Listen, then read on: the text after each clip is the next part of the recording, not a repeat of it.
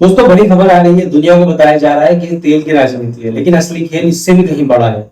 UAE का OPEC से बाहर निकलना शायद उस सिस्टम के खिलाफ बगावत है जो 50 साल से दुनिया को कंट्रोल कर रहा है, और इसका सबसे बड़ा असर भारत पर भी पड़।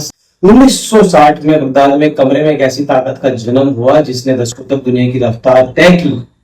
इसे दुनिया ओपेक के नाम से जानती है, एक ऐसा संगठन जिसकी मर्जी के बिना आपकी गाड़ी का पेट्रोल और आपके किचन का बजट नहीं हिलता था। लेकिन 2026 की एक तपती गर्मी में सब खबर निकलकर सामने आती है कि यूएई ओपेक से तीसरा सबसे बड़ा खिलाड़ी इस खेल से बाहर निकल रहा है। ये सिर्फ एक इस्तीफा नहीं है, ये दुनिया की सबसे ताकतवर मुद्रा डॉलर के ताबूत में आखिरी कील भी साबित हो सकती है। क्या ये पेट्रो डॉलर के अंत की शुरुआत हो चुकी है? क्या यूएई में ताबूत में आखिरी कील ठोक दी है? और इस महायुद्ध में भारत के लिए क्या छिपा है? ओपेक असल में तेल का एक ऐसा क्लब है, ये देश मिलकर तय करते हैं कि दुनिया को कितना तेल देना है, ताकि कीमतें उसके हिसाब से ऊपर नीचे होती रहे। लेकिन यूएई अब इस कोटा सिस्टम की जंजीरों को तोड़ना चाहता है। वो बाहर निकल चुका है। बाकायदा प्रेस कॉन्फ्रेंस करके ये बताया भी गया, यूएई ने अपने तेल निकालने की क्षमता 45 लाख बैरल प्रति दिन तक पहुंचा दी है, लेकिन ओपेक के नियमों की वजह से वो केवल 30 लाख ही बेच पा रहा है प्रतिदिन। यूएई का कहना है कि हमने अरबों डॉलर निवेश, अब चुप क्यों बैठे? यूएई जानता है कि भविष्य इलेक्ट्रिक गाड़ियों का है। तेल का दौर खत्म होने से पहले वो अपना सारा तेल बेचकर इतना पैसा कमाना चाहता है कि वो अपनी इकोनॉमी को पूरी तरीके से बदल सके। और इसका सबसे बड़ा कारण है सुरक्षा। ईरान और अमेरिका के बीच युद्ध की आहट है और उसका रास्ता कभी भी बंद हो सकता है दोबारा से। ओपेक से बाहर निकलकर यूएई अपने फुजेरा पोर्ट के जरिए दुनिया को यह भरोसा दे रहा है कि हमारा तेल सुरक्षित हिंद महासागर तक पहुंचता रहेगा। अब आते हैं असली खेल का, पेट्रो डॉलर। 1970 के दशक से एक ऐसी डील चली आ रही थी, तेल बिकेगा तो सिर्फ डॉलर में बिकेगा, और इसी वजह से दुनिया भर के बैंकों को डॉलर रखना पड़ता था। लेकिन अब यूएई ने बगावत कर दी।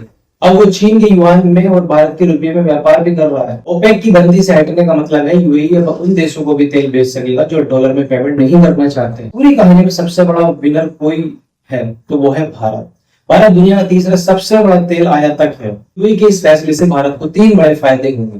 पहला, सस्ता तेल भारत को मिलेगा। जब यूएई उत्पादन बढ़ाएगा तो भारत में तेल की बाढ़ आ जाएगी, कीमतों में होड़ मचेगी और भारत को उस डिस्काउंटेड रेट पर भी तेल मिल सकेगा, जो कि वो अब से पहले ईरान से और रशिया से डिस्काउंट रेट पर तेल ले भी रहा था। पहले से ही यूएई को रुपये में पेमेंट कर रहा है। अब ये दोस्ती और गहरी होगी, जिससे हमारी विदेशी मुद्रा भंडार भी बचेगा। तीसरा, सुरक्षित सप्लाई होगी।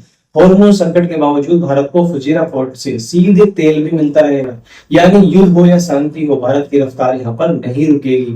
अमेरिका के लिए यह स्थिति जटिल है। एक तरफ कम तेल कीमतें ट्रंप प्रशासन के लिए अच्छी है, लेकिन डॉलर की साख गिरना उनके लिए किसी बुरे सपने की तरह है। क्या ओपेक बढ़ चुका है?